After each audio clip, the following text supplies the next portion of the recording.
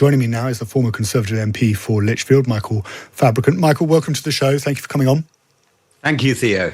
Look forward to it. Now, you backed Robert Jenrick to win this Conservative leadership race. Your man hasn't won, but do you think it's possible for everybody to get in the tent and play nice? Well, they have to get together and get in the tent and play nice, because if they don't, we're going to be not only in opposition for years and years and years, we'll deserve to be in opposition for years and years and years. So we really do have to pull together. I mean, one of the reasons why we lost so badly, in my opinion, at the last general election was because of the utter farce of the disloyalty to Boris Johnson. Then we had Liz Truss. Then we had Rishi Sunak. I mean, I couldn't keep pace with what Prime Minister was in power at what time, and I was only sitting behind them when I was on the back benches. When you look at Kemi Badenoch, she is known for missteps, and sometimes when she makes those missteps, notably when she said that maternity pay was excessive at the Conservative Party conference, she sometimes turns around and tries to blame other people for those mistakes. Do you think she's going to be able to get away with that as the leader of the Conservative Party? No, she can't. She's going to have to be much more careful with what she says. But, you know, yes, in a way, Kemi Badenoch is a high-risk strategy, but perhaps we need a high-risk strategy in order to win back the next general election.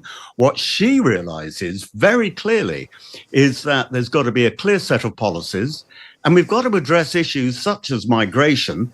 Otherwise, the right will consistently beat Labour at general elections, but it'll be split between the Conservative Party and Reform.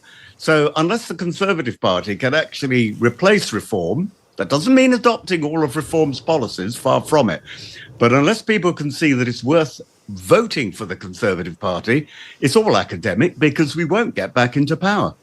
When you're looking at Reform, and of course under Nigel Farage, we now learn that they have 90,000 members, and today we learned the Conservative Party only has 131,000 members.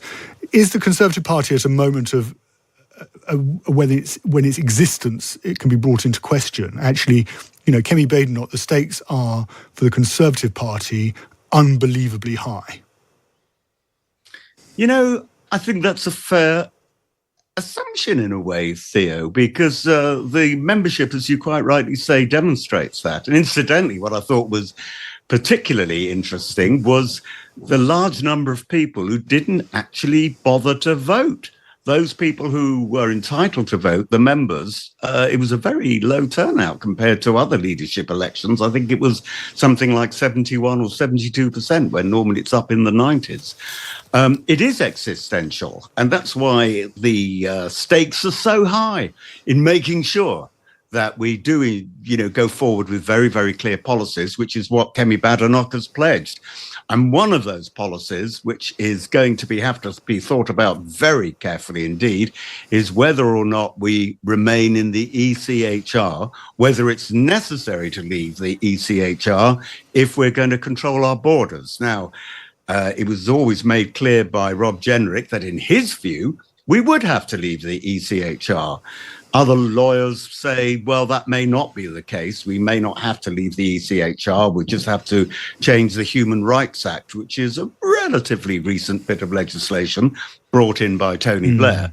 And that's something that we're going to have to decide upon. And that, if you like, is the crucial move to determine whether or not Reform will have a major impact on the outcome of the next general election or not. But the reason, and I'm sure you've identified this, and certainly Robert Jenrick did, the reason the ECHR is so important is because whoever is in power is going to have to find a way to stop small boats crossing the English Channel with migrants who then need to be housed at great expense and in communities across this country, which of course in turn causes its own frictions. Because many of these hotels are in much poorer parts of the country where accommodation is much cheaper.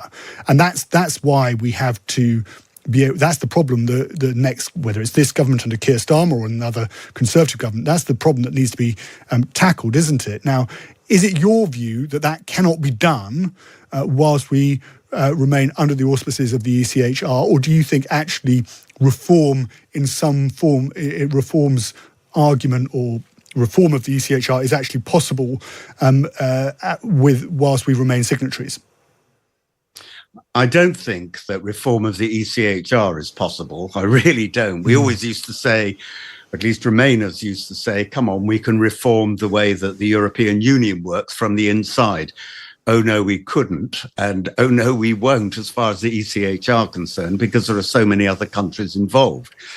But the question which I think is interesting is, do we actually need to have to leave the ECHR to have control over our borders? Because it's possible, some arguments are made, that we can just change, as I said earlier, the Human Rights Act. In Denmark, they have opted out of certain aspects of the European Court of Human Rights.